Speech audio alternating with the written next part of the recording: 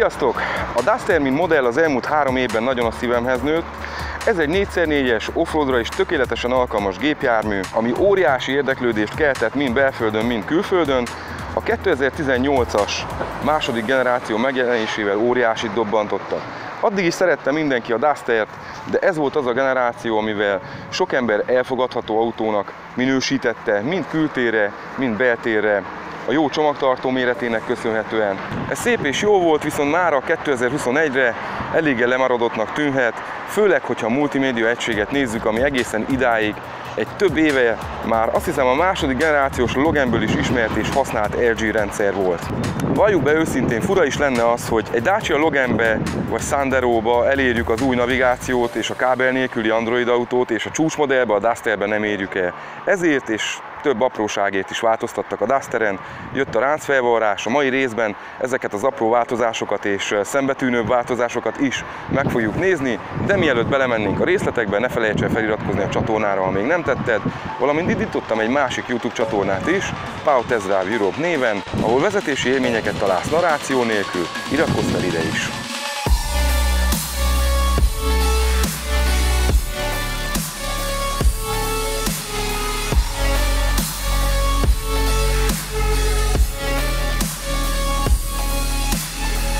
Minél tovább nézem őket, annál érdekesebb az, hogy ezt a színt egy az egybe kopottnak látom emellett a Rikitto sárga mellett. Eddig ez volt a Rikitto Duster szín, vagy Dacia szín. Most már ehhez képest, hát nem csak új színt és néhány technikai változtatást kapunk, de behozták a Renaultból is ismert EDC automata váltót a 150 lovas változathoz. Természetesen csak a Prestige felszereltségben elérhető, ez a verzió pontosan olyan. 3 felszereltségi szint elérhető az új facelift Dusternél, az Essential, a Comfort és a Prestige. Ezek nem csak hangzatos nevek, minden egyes felszereltségi színnél új opciókat, új motorokat érhetünk el. Ezek variálását, kombinálását megtaláljátok a Dacia weboldalán. Ezeket most hagyjuk, inkább beszéljünk az elérhető motorokról. 3 benzines, 1 dízel és 1 hibrid változatban tudjuk megvásárolni az új Dustert. A belépő motorunk az egy 999 köbcentis, 90 lóerős és 160 Nm a nyomaték, ami pontosan 4 Nm nyomatékkal több, mint az 1.6-os szívó benzinesé, amiről a múlt héten csináltam tesztet, ide kattintva megnézheted. Ez a motor csak városi felhasználásra ajánlott, így kapunk egy elsőkerekes Dustert, 6,2 literes gyár által megadott átlagfogyasztásra, ami nekem egy kicsit gyanús, hogy egy ekkora testet egy 3 hengeres, 1 literes motor 6,2 literes fogyasztással tud vinni, na de majd teszteljük azt is. Ezen felül ott a sokkal józanabb választás az 1,33-as TCE 130 vagy 150 lóerős verzióban. Ez a Mercedes-szel közösen fejlesztett benzinmotorja a Renault Nissannak, amit megkapott ugye az új Duster, és ehhez a 150 lovas verzióhoz elérhető az automata váltó, amiről eddig csak jót tudtunk mondani. Ha a Renault termékekről beszéltünk, ha Kadjar, ha Koleos, ha Megane, mindegyikben tökéletesen teljesített. A gyár 6,5, illetve 6,8 literes átlagfogyasztást ad meg. Ez is egy picit csalóka, 7 és 8 liter inkább a reális. Számomra a nagy kedvenc a dízel, az már 1000 éve ismert, a 2-s Megane-tól kezdve mindenbe is beletette a Dacia.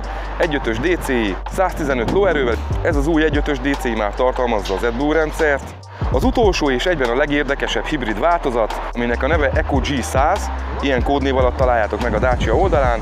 Ez egy 100 lóerős, 1 literes turbós és plusz gázüzemmel ellátott verzió, aminél a legfontosabb tulajdonság az, hogy ha napi 70 km-t megyünk átlagosan, évi 3500 eurós spórlást tudunk elérni ezzel a gázrendszerrel, úgyhogy nagyon meggondolandó a történet. A nappali ledes fényeken látszik a legnagyobb különbség az első lámpa cseréjével.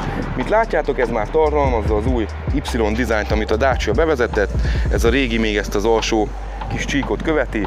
Ez is szerintem sokkal szebb, valamint a lámpa színei, ugye, hogy ebben azért fehér maga a halogénégő is, ebben még az a jó öreg sárga lámpatest van. Kanyarjelző váltja a rövidfény felső részét, ettől egy kicsit hasonlít a Skodákra, Audikra és az újabb autókra, mondhatom így. Azért nem néz ki rosszul. Ugyanezt követhetjük hátul is. Hát hátul sajnos már nincs meg ez a nagy újdonság. Itt az Y forma közepére kapjuk meg a kis kanyarjelző részünket, de egy sima régi égővel. Hátsó lámpa is méretben, formában minden ugyanaz, kivéve az, hogy ide is bejött ez a 2 kis Y a kereszt helyett, ami eddig volt. Hátsó spoiler rész, ami megnagyobbodott, alulról kapott egy kis fekete műanyag betétet, fölülről szépen leborítva. Itt a régi is, hogy össze tudjátok hasonlítani a kettőt. Az egy kicsit sportosabbnak néz ki, ez egy kicsit szolidabb. Ugyanúgy a grillácson is észrevehetők a különbségek, nem sok, annyi, hogy a króm csíkocskákat nem ugyanúgy ragasztották fel, mint ennél, valamint itt van egy-egy vágás, innen a vágás kimaradt, hogy ne legyen annyira tagolt, jobban fusson egyben, még robosztusabbnak nézzen ki a gép.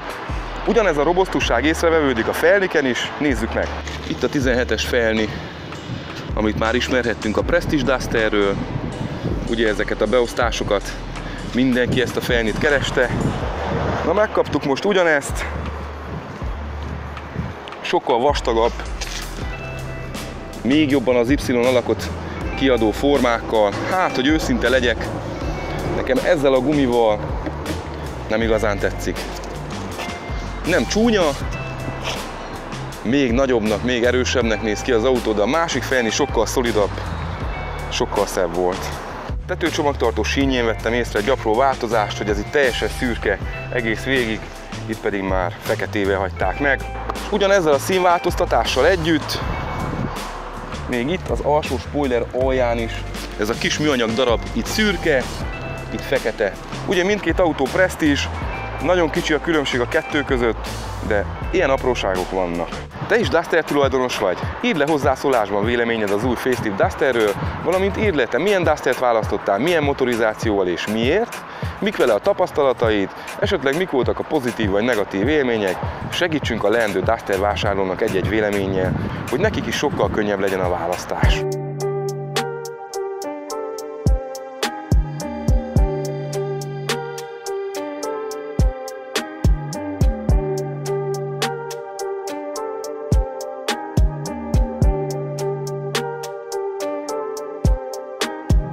Ezek voltak a külső változások, nézzük meg a belteret. Mivel méreteiben az autó semmit nem változott, így konkrétan még egyszer nem térünk ki mindenre, csak azt nézzük, ami azonnal szembetűnik. Apró változás, kezdjük innen, hogy a holtérfigyelő rendszer eddig itt volt, most átkerült ide alulra, itt kaptunk két vakkapcsolót. Valószínű, hogy a jövőben még ide fognak jönni plusz opciók, mint a sávtartás, vagy valamilyen más vezetésű segédlet. Sebességóránk pontosan ugyanaz, viszont a kormányon már megvan az első különbség. Ha emlékeztek, akkor itt alul volt az üzemmód választó kapcsoló, de mivel ez egy első kerekes, itt csak egy lyuk van, és ugye ez az új automata váltóval van, amiről már beszéltem nektek, le is húzzuk róla a címkét. Egy nagyon szép, szolid kis váltókar, bőrözött felső résszel, bőrözött szoknyával. Tehát visszatérve, innen hiányzik a tempomat és a sebességkorlátozás gombja, felkerült ide a kormányra.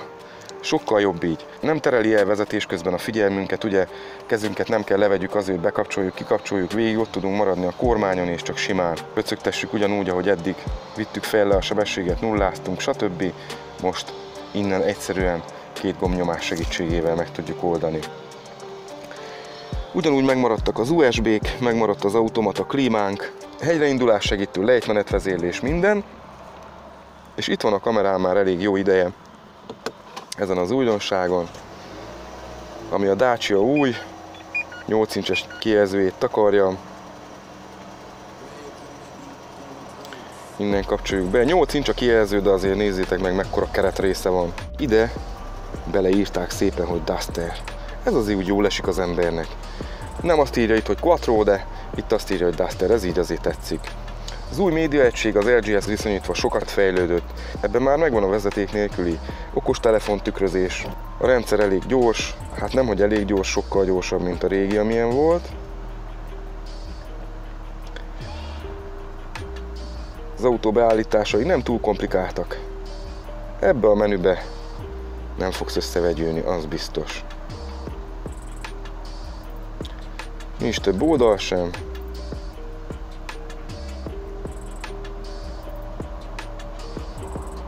Ez egyszerű és nagyszerű.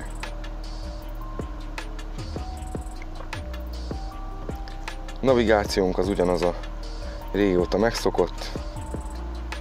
Ugyanaz a rendszer, de sokkal gyorsabban tölti be.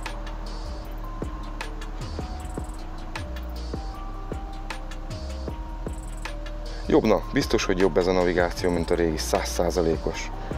Ugyanaz a menürendszer körülbelül, tehát formára megmaradt, de a gyorsasága, mérete és tudása változott.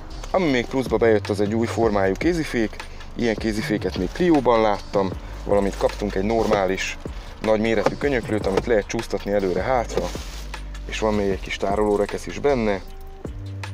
Ebből van egy másik fajta is, amit ugyancsak lehet rendelni. Ez is bőrözött, szépen varrott történet. Nézzünk be hátra. Sötétített hátsó ablakok, ugye a Prestige-nek köszönhetően. És igen, itt kaptunk 2 darab USB-t a töltéshez. Ez azért nagyon hiányzott a hátulülőknek. Eddig mindig a kábelt onnan egész előről hosszan kellett ide lógatni. Ez így most már azért korrektebb. És szinte mindenkinek van legalább 1 vagy 2 okos eszköze, amit hordoz magával, és egyfolytában tölteni kell.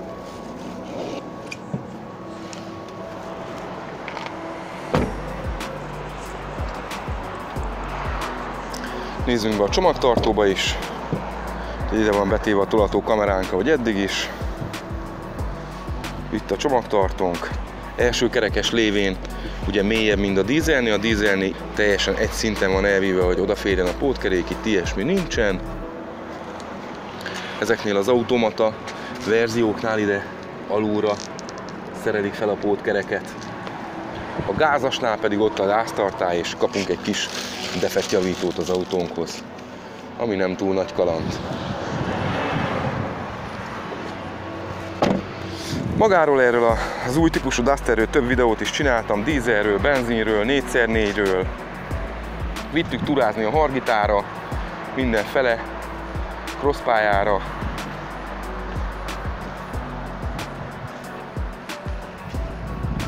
Maradjunk annyiba, hogy nem tett rosszat a Dusternek a facelift egyáltalán, sőt, egy kicsit még vonzóbb autó lett. De ha igazán őszinte akarok lenni, kicsivel többet vártam.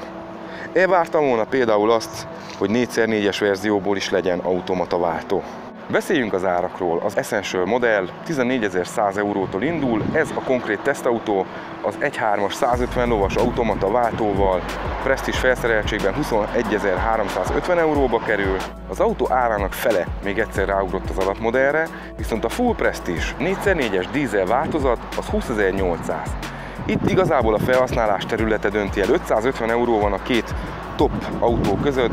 Ha sokat jársz városban, járod a hosszú utakat, de főleg aszfalton 99%-ban, akkor mindenképp ezt a kényelmes automatát javaslom, amivel tempomattal, nyugodtan, 150 lóerő, az bőven elég a közutakra, ez jó lesz. Ha terepezni szeretsz, és tudod, hogy mindenre kedved lenne nekifutni a dobnak, ahogy egy kicsi eső elindul, akkor csak a dízelt ajánlom.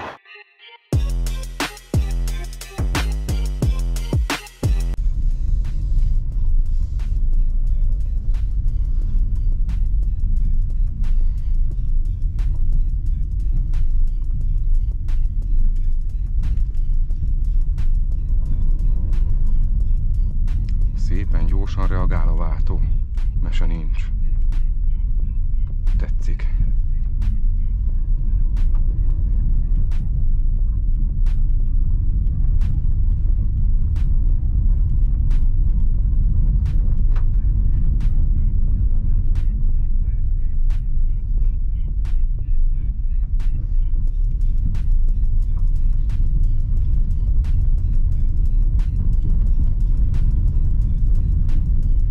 Nagyon szépen vált. Semmi késés, semmi olyan kis torpanás, ami a régi váltókra jellemző. Hamarosan érkezik a tesztautónk is.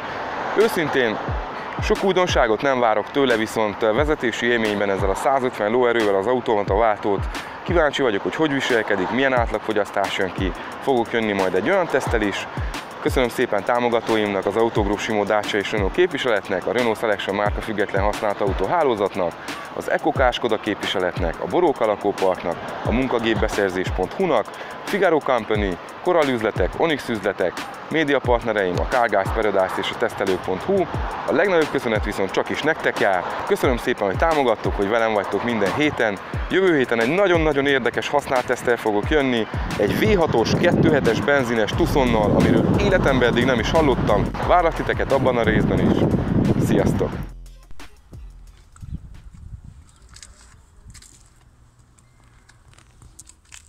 Na mehet!